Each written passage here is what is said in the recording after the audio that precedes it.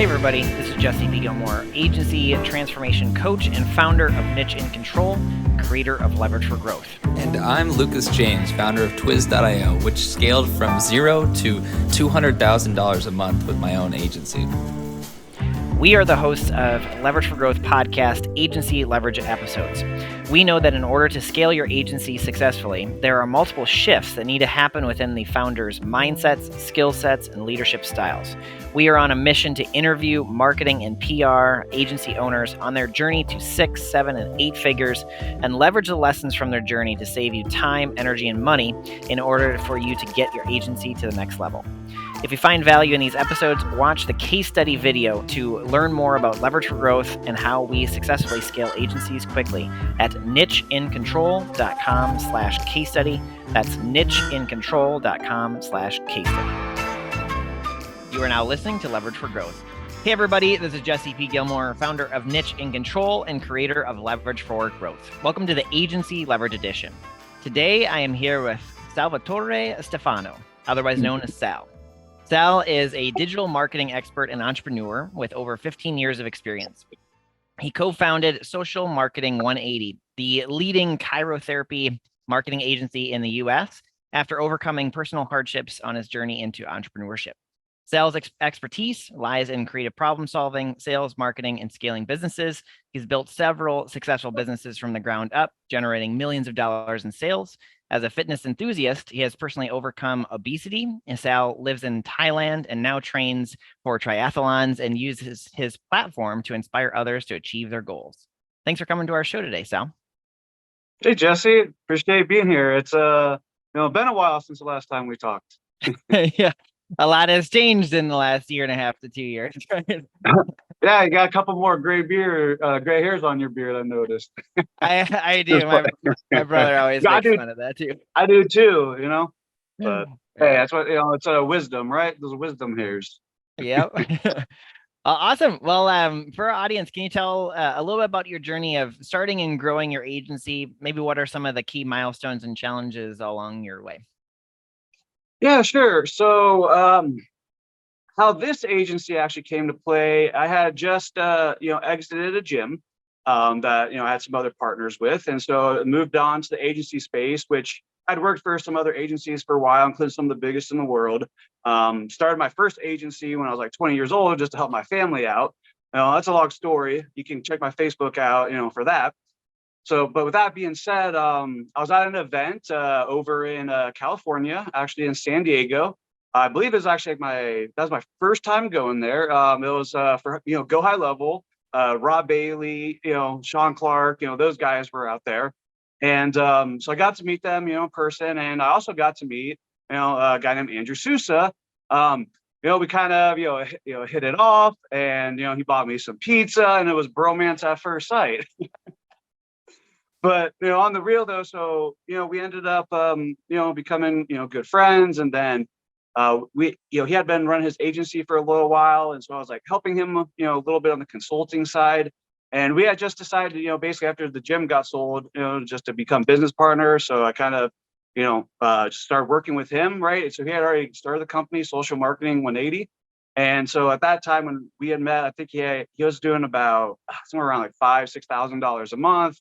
And so basically within about 2.5 years here, we took it from that to, last year, we did, it was like 812 or maybe a little bit more than that, 1,000 and, close to like 300,000, profit.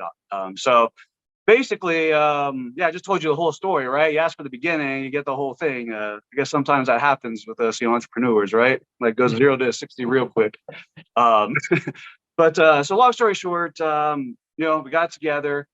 And, what we were working on was basically instead of just generating people leads and instead of just sending them, text messages in the gym, one thing I implemented was making sure that like we called the leads right away. We called them within 5 minutes. We sent like videos to everybody for all these leads coming in. Right. And so that speed to lead was super important. And that's, I really learned a lot about that from Mike Arcee. And then, Alex Ramosi a little bit. I mean, he doesn't really know much about gyms, that dude. But anyways, joking totally. So anyway, so I learned a lot from those guys, and we just applied a couple of unique things, to it. And then I basically took that model, that we had kind of like Frankenstein together, and applied that to the health and wellness space. And ultimately, cryotherapy is what we niched down into. And so we were able to, generate all the leads for the clients, running all their ads. We had people, picking up the phone, calling them right away, outsourcing all that to the Philippines. So we got great labor rates. We took care of our people, paid them a lot better, so they stayed, and so what that meant for our clients was, we were able to provide a very high quality service and do a lot for them, right? To actually turn those leads into actually conversions by, doing what I preach is speed to lead.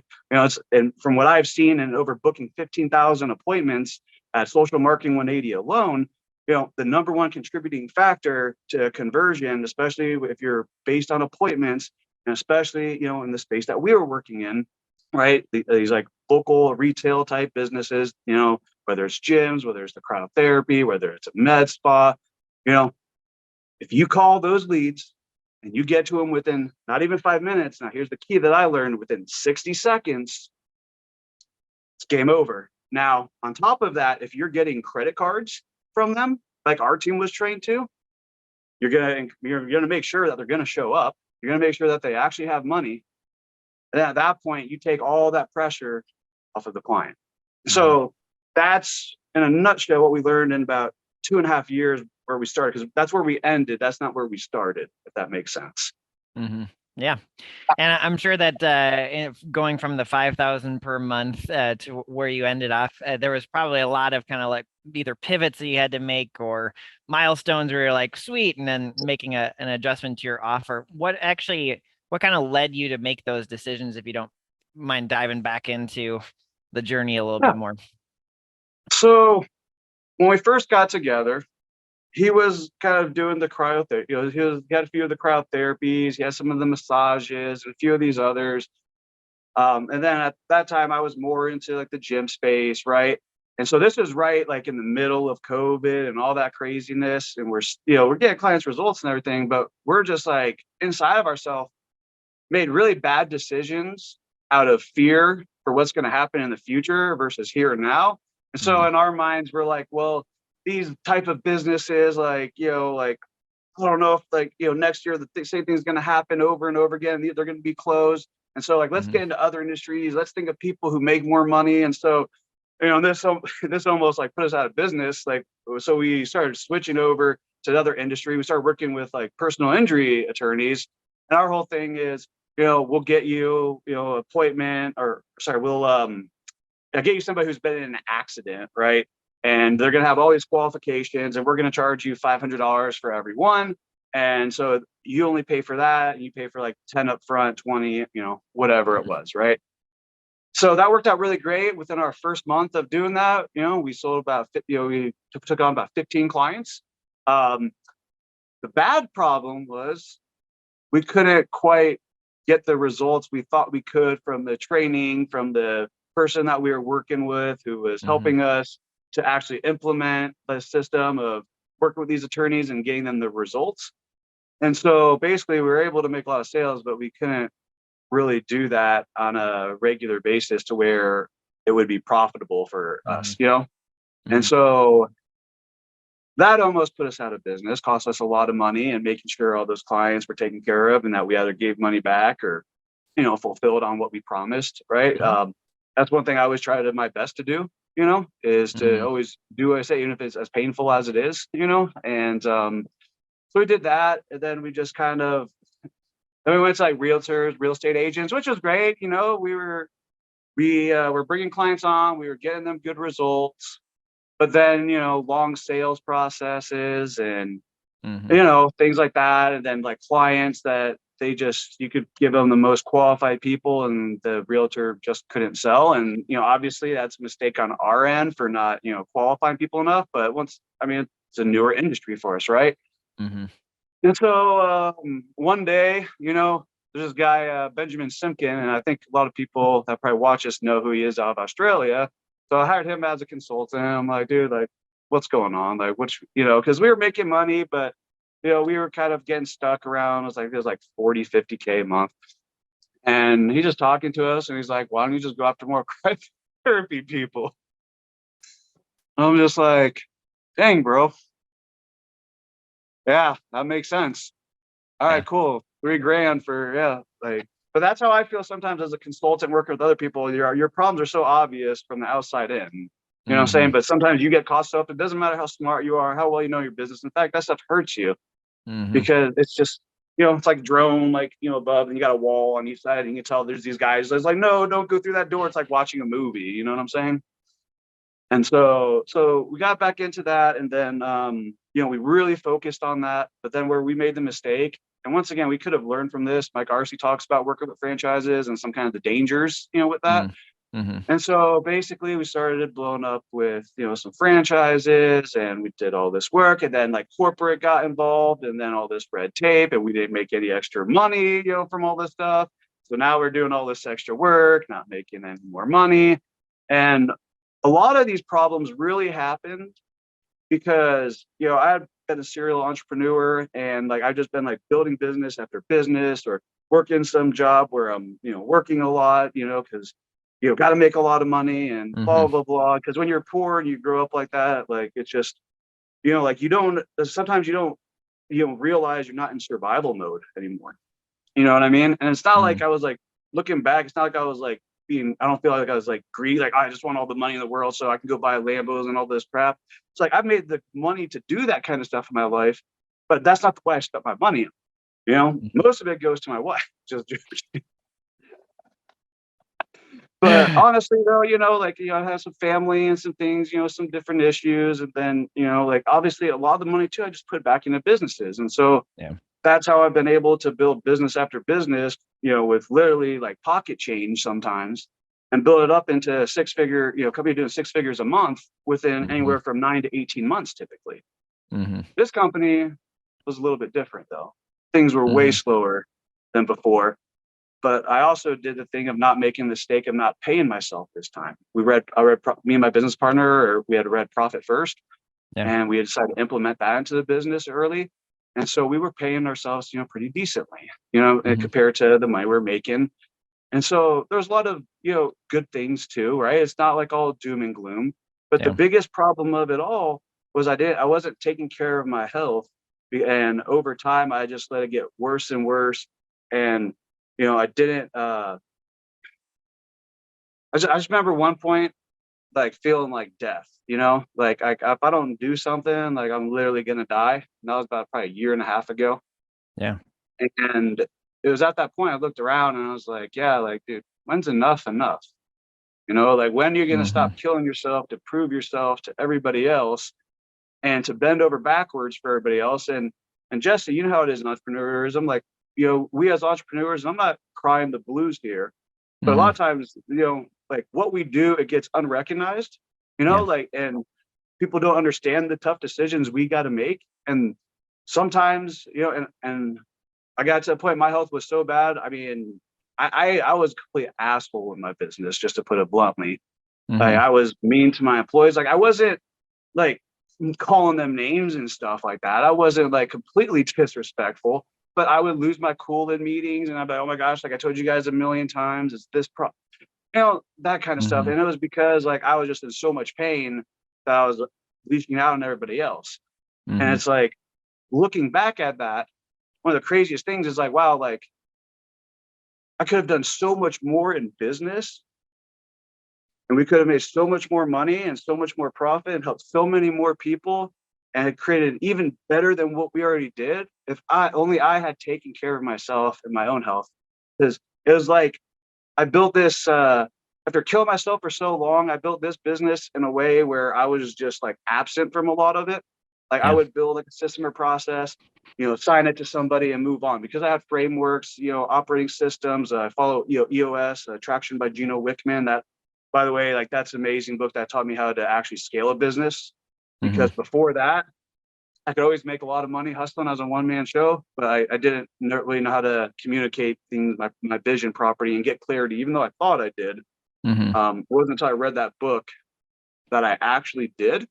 Yeah. And that's what really taught me like the proper structure of a business in order to, have a team work around you, to begin with. And then it was good to great that led me to, oh crap, like, there's like one big point the book made in my heart is, like, to become a great business or be a successful business, you need to, one thing. There's two different ways to do it. It's discipline, right? So you can either discipline your people or have disciplined people. And as simple as that sounds, I'm telling you, from somebody who's hired hundreds of people over my career, both, whether it's in the US or overseas, that right there made the biggest difference. Because once you look at it like, hey, here's the business, here's our process, here's our rules for when things go wrong, which I learned from scalable.com, Ryan Dice, and so with digital marketer before all that, OG man, he goes back to Russell Brunson days and Warrior Forum, what I'm saying? But anyways, the point I'm trying to make is, I think it's an important lesson, the way that you look at people is because you're either going to hire people who are going to come in and do the work and they're the right person, or they're not. And and if you have the right systems in place for that with your hiring, recruiting, and training, then you don't have to worry about disciplining people, because the system itself will take care of it, and those people are just going to want to leave. And Sal, you've talked a lot about different learnings that you've had on your journey, and for those that might be new to hearing about you, can you talk a little bit about the ending of your time with that agency, SM 180, and kind of what it was like leading up to it? I mean, you talked about the physical aspect, but then there was a decision you had to make to kind of reclaim control. Can you talk a little bit about that with you? So towards the end, so let's start with the beginning here again. So in the beginning, there was things that I had learned from a recent business, was that, hey, like, keep things just really simple, and life will be easy, right? And the more complex you have, the more variables you have, the more, it's going to exponentially increase your headaches in business, right? Anybody who's had more than 5 people in their business, can understand. If you haven't, listen when I tell you in the very beginning, keep things really, really, really simple. So there's this one method, you call it the 3 Ps, right? You pick one problem to solve for one type of person, and you offer them one product. Fantastic. For the most part, we did that. Even though it might have been different times, we did that. Here's where we went wrong. Anybody here knows Rob Bailey? He's going to tell you to have one type of offer campaign that you're running for your niche. Well, what happens when you all of a sudden are running 3, 4, 5, 6, 7, 10, and then going a little bit wider on your niche? And then add that to the different services. So everything that we were doing, right, we were doing a lot. We had a structure pretty well, but the other thing we did wrong is we weren't charging enough for what we were doing.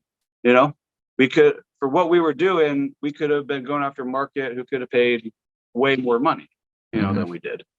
So we could have, automated some of that stuff, a little bit more. We could have not relied so much on so much labor, because here's the thing: our labor costs for what we were doing and our income levels was really, it was cheap, right? The quality was good, but it was cheap, the labor. But what isn't cheap is managing all that labor. As you scale and grow, now you got all these systems you have to place and manage it. And then, where we really messed up to was in trying to enforce everything to happen, create all this bureaucracy. And that's where, discipline comes in, hiring disciplined people or having to discipline people. If you work in people who have worked in bigger corporations, there's 2 types of corporations. There's ones where the management is always yelling at you all the time about your numbers and everything, and just won't leave you the heck alone. There's a million freaking rules, and a bunch of them are dumb because someone did something at one time. Then you got the other side where they hire people, they just let them do their job, and then they're responsible for reporting in whatever their metrics may be. And as long as, they obviously give them proper training time and stuff like that, to get acclimated to the role. But then it's like, all right, well, you're either able to do your job or you're not. That's it. And so for me, like, it's just, there's so many things because I've been doing this for so long that you see, right?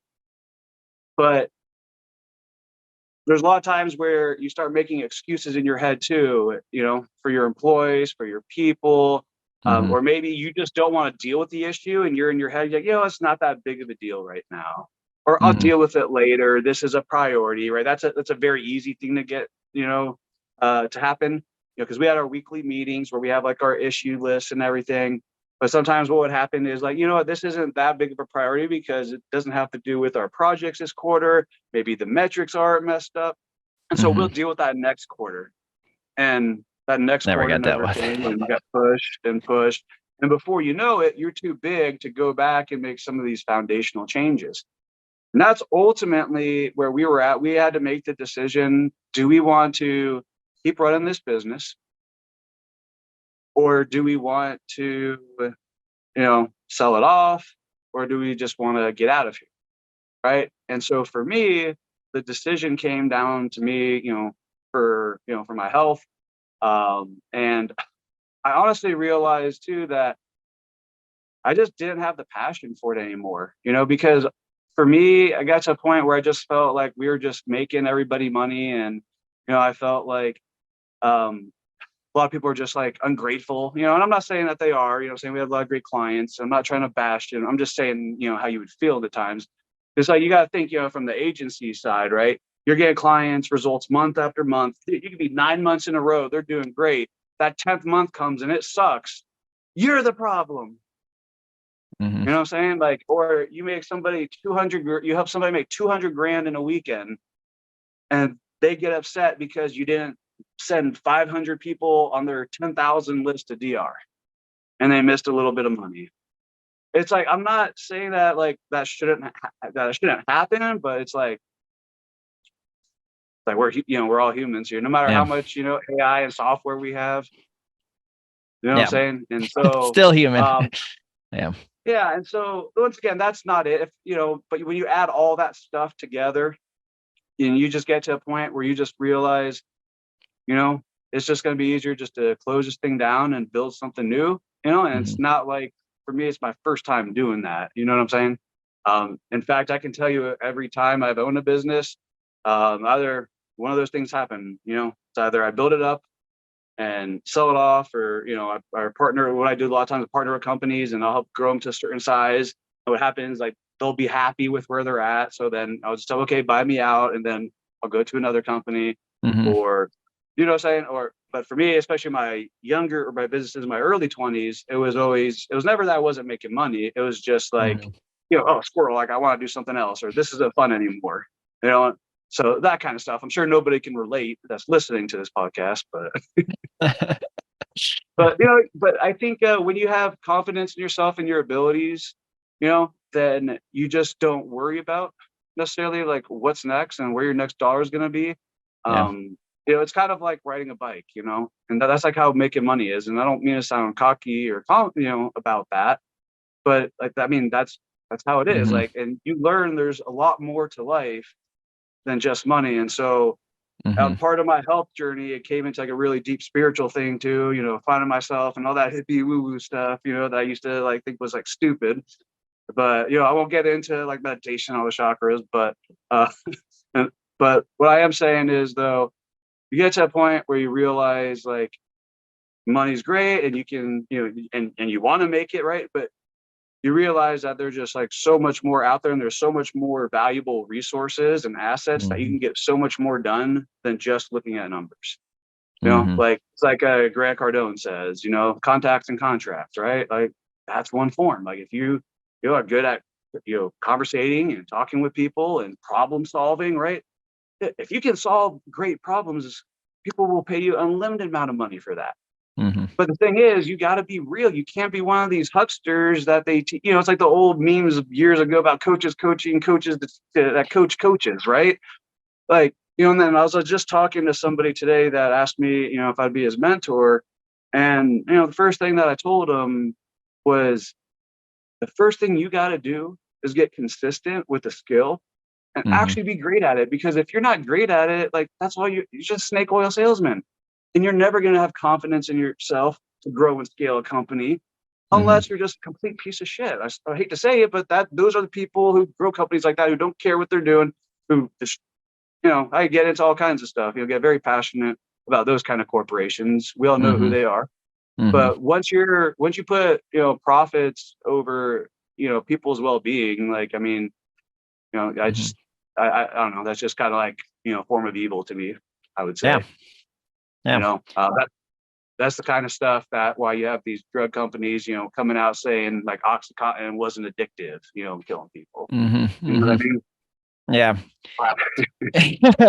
Sorry, So, but that's the dark side of entrepreneurship, which the deeper you get into, you have to make decisions, and you got to live with the decisions, that you make. And mhm, sometimes in the moment, you don't realize when you're making a bad decision and you're not doing the right thing. And mhm, we've all made those bad decisions. I have too. mhm, Especially in like I said, my early 20s, like I did all kinds of stupid stuff that I'm not proud of.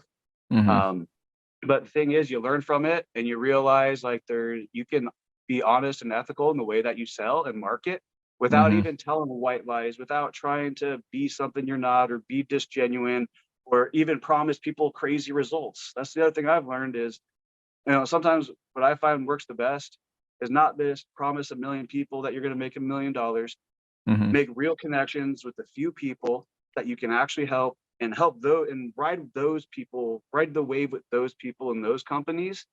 And I can tell you that's made me more money in my entire life than anything else, was just a few good relationships. mhm, mhm. Man, there's been so many nuggets of lessons on this journey. There's two main questions that I want to ask you, and then we'll hear kind of what's next in the life of Sal. But number one is, if for anybody that's kind of listening that might be having some issues with their agency kind of dominating their world, and maybe they don't know it's an actual issue. So either they're working over the weekends nonstop, or it's affecting their health. What were some of the signs that if you were to look back and go, oh man, if these certain things are happening, you need to take a good look at your relationship to the business? I think that would be one question, and I'll dive into the next one. So what are some of those kind of like red flags if you were to go back, and if someone's listening, they have problems, they don't really know it is a problem right now, and you were to give them, hey, if you're looking at these certain things, this is something you need to dive deeper into? Sure. Yeah, absolutely.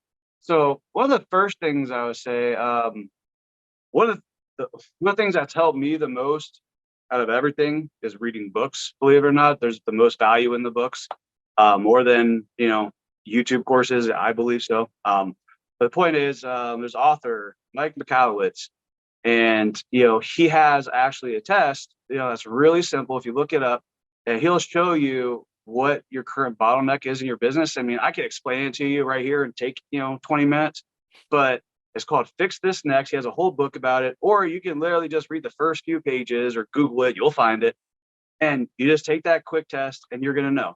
You know, for me, if I'm working directly with somebody, it's okay. Well, first of all, a big red flag.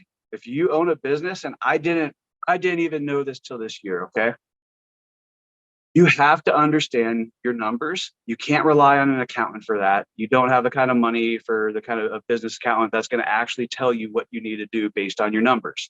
You have enough money, maybe, to hire somebody to do your taxes and do your bookkeeping. So you have to understand management, accounting, and all that is understanding why your account of charts or your chart of accounts are set up the way they are. So it's not generic. It's catered to your specific business model. Very important. And then you got to look at your P&Ls every month. Okay. And then on those P&Ls, what you want to see is where your percentage of sales are compared to what the industry averages are for different things like labor, overhead, expenses, your net profit, or your gross profit, right? I'm not saying like you shouldn't have better standards than the industry standard, but at least you'll have an idea. And that's going to tell you here in the long term, right? That's the long-term answer you need to know. The short term is Mike McCallowitz Fix This Next. But once you understand that, then at that point, you're going to be able to look at your numbers in any business and you can tell what's going wrong in their business. And then all you got to do is figure out how to get the number up and down. And then you'll have clarity, and then you'll be able to focus on making one change in your business. Sometimes it can be very, very small. And basically make that one change. You record it over, a month, 2, 3 months, right? So you believe that's consistent, right? Awesome. Now you can go work on the next number. Okay. So that's one of the first things that's going to tell you what's wrong in your business. So looking back, my stuff was a mess. Like in my career, you have to understand, like I've always been really big about, just make, sales and money and everything else will fix itself. Mm-hmm. Not true. Okay. So that was the first big red flag. The second big red flag was doing too much for too many people, too many offers, and having all that labor. Mm-hmm. That was, huge mistake, right there going back. And I'm going to bring it up again. The third thing is your health. If you're in the shower and you're looking down, you can't see nothing, there's probably something wrong. You know what I'm saying? If all you see is your belly, like, Mm-hmm. you need to do something, and I feel for you. I stopped weighing myself at 330, 340, I guarantee I was over 350 at my worst. Mm-hmm. And I can tell you, and then you're not taking care of yourself, and you could be a skinny guy too and not be taking care of yourself, right? Mm-hmm. So the point is, there's making an investment in yourself. If you're not investing in yourself, if you're waking up and you're miserable every day, that's another sign that there's something, going wrong. Mm-hmm. You got headaches every day. If you don't want to go to meetings, that's a sign that there's something wrong. Mm-hmm. You should be waking up, and don't get me wrong, there's days that absolutely suck and you got to push through it. But if 90% of your time you don't enjoy, like if you're not looking forward to work, and there's something wrong with, it's probably not even your business. There's something wrong in your life, and you have to figure that out, because that's what's stopping your business. Mm-hmm. And no program, no coach, no consultant. And I can tell you, spent over $100,000 on consultants. None of them can help you if you can't take the time to invest in yourself, to understand who you are, I'm not saying you got to do everything all at once, but take baby steps, Mm-hmm. to work on yourself every day.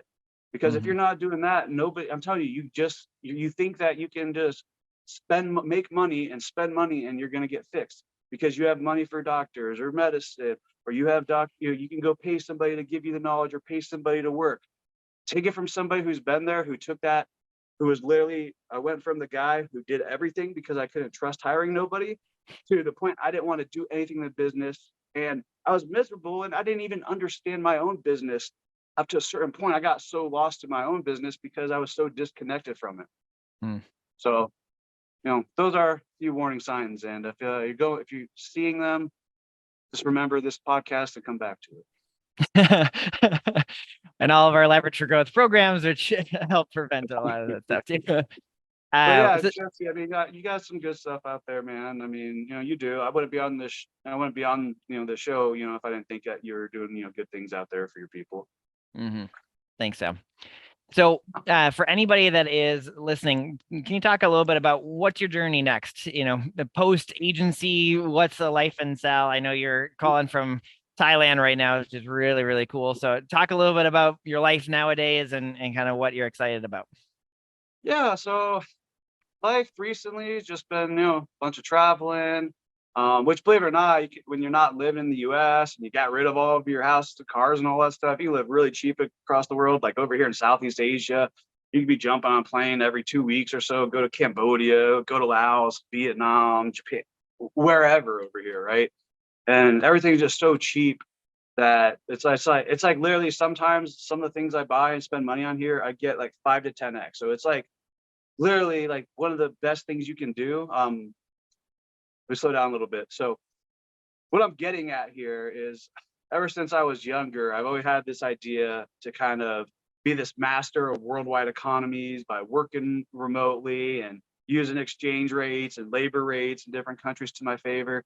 And it took me 15 years, but it's crazy to finally be here. And don't get me wrong, Jesse, dude, I don't even own a car. I don't even own a motorbike, dude. I walk everywhere, or they call it a Bolt or Grab over here instead of Uber. But it's like, it's just simple. Like I don't have a lot of possessions and stuff, so I'm not stressed about money. Like I can go enjoy myself. and, do it for way less money than just, a rent or mortgage would cost in the US, and, live on half of that in a month here. You know what I mean? And live an amazing life. So I've been focusing on that. My main priority right now is just my physical and my mental health this year. And so I made the commitment that, hey, if I just get myself into the best possible shape that I can, and I get kind of everything that's been bothering me my entire life, like just going through like this physical and spiritual journey, that basically then after that, like I'd be ready to take on the world, and really know what I want. But in the meantime, I'm training to win the Ironman. I don't know whether that's gonna be a year, 5 years, or 10 years, but I'm gonna win an Ironman, triathlon, because I'm gonna be practicing every day until I do. So I do that, so that's been really, really fun. And I spend about probably 2-3 hours just doing that every day. And then, the rest of my day is kind of just shit posting on Facebook, just giving helpful articles about, just trying to teach people about health and, balancing in life. And just like, business is great, but there's more to it. The business should be a means, to an end. And it's not the end itself, because I tell you right now, you can hit every goal after another. And as you hit each one, you're going to have this moment. Yeah, that's awesome. But as soon as it's over, it's back. And if you don't enjoy and love the process, I hate to say it, because I know Gary Vee talks about it all the time. People are like, oh, like, I just don't like to be that guy that just like follows what everybody else says. But sometimes everybody else says something because it's true. And the people that I know that have found true peace and like happiness in what they do. And once again, some days suck, man. Some days really suck. If anybody's telling you they're just like, peace and happiness and all day, they're bullshit. They probably want your money. That being said, one of the things I am working on right now is really this group. And I've made like little previews to it, but basically, I want to create this like tight knit men's group where we basically, meet up, like once a quarter, and then we go somewhere, fun, just us guys, saying no wives, no kids, none of that stuff. And we just connect as guys and talk about like the real stuff that nobody else talks about, that like that people are afraid to say online, or to tell the truth behind the rise and the falls. Because guys, I can tell you, but for as much as you see somebody rise in life, that person had to go through hell to get there. Absolute hell. And that's why, like you said, you got that limitless board in the back there, right? And then right next to us is the 97 and 3%. And that's true. And that's why if you look at mental health statistics, if you look at some of these different diagnoses, you got about 3 to 5% of the population that has those. Strange coincidence, huh? Mm-hmm. So, if you're feeling like you're a little bit crazy, you gotta be a little bit crazy to do what you do in this world to make a serious change. That's what greatness is done, because, at the end of the day, guys, we're made to believe that, we're just human, but it's like, no, we're human. We're limitless. We got huge potential. And without getting into all the conspiracy theories, you guys got TikTok for that. The point is, like, be very careful about the information, be very open-minded. Don't, think you know everything. Be like a little kid, be curious about life, and listen to the crazies, listen to the stuff that sounds insane. People that have these special abilities and powers. Like, you just might be blown away by what you can achieve in your life when you're a little more open-minded, and stop listening to all the bullshit out there. Not only that, but you'll get a lot healthier too. I love it, Sal. So what's the best way for people to get in touch with you or follow you on your journey? Absolutely. So I'll be having my new website coming out soon. It's not out yet. It's salvatoresteffano.com. Super hard to remember. Otherwise, if it's not out yet by the time you guys see this, you can just find me on, I'm on LinkedIn, I'm on Facebook, I'm on Instagram. I got like 200 followers on Instagram. So if you could follow me on there, that'd be great. I've just started like really these last, honestly, few weeks, Jesse. One thing that was important to me to kind of get over my own self-esteem and confidence issues, because guys, you can accomplish everything in the world, but inside, like, that doesn't mean that, you have that confidence come out to the world, right? And and I don't blame a lot of people, right? Like it's tough, social media is tough. People got to hate on you and say all kinds of stuff, and you have all these worries. So I just decided, I try to preach, or I try to practice what I preach. And so for me, I've been just about every day, posting different videos, my stories, coming up with different content, and really just sharing like who I truly am and being authentic with people. And going into the stuff that might be a little bit taboo that most people would never hear you talking about, right? And so, but I feel it's important for people to understand the true, authentic, journey that I've been through. And not only that, but when you put all of your skeletons out there, then there's nothing that anybody can really use against you anymore, because you've already put it out there, you've confronted it. And to me, like, I like to be able to sleep at night. And one thing that I've learned is, I've just I grew up a certain way and around a lot of let's just say wasn't very honest background. And ever since I was 20, I made a decision that everything that I'm going to do in life, I'm going to do it with honesty and integrity. And if people don't like that, then that's okay.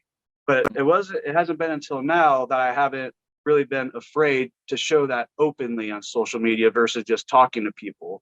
It's easy when I'm like, near people to be myself, but to put that out on the internet, and to give that as, potential weapons for people to use against me, it's like, whatever. At least the people I've realized by doing this in just a short time that I've had, quite a bit of people reach out to me and thank me, because like, man, I've been going through the struggle, and I'm glad that you were able to share that and be real with me, because now I know that I'm not alone. And that's kind of what led to me wanting to, start this men group of entrepreneurs where we could travel, get away from everything, and, just talk about real guy stuff and not worry about, all the outside world. Right. Mm-hmm. And not everybody's going to want to be like me and put all their truth out there. I understand that, but we all need that support. And, and that's the biggest thing that I think causes mental health, problems with entrepreneurs, is just not having other people who truly understand, who aren't just trying to get their money. Mm-hmm. Awesome. And for anybody that's listening, I will include the links to Sal, and you can follow his journey and be a part of the men's group when it comes out.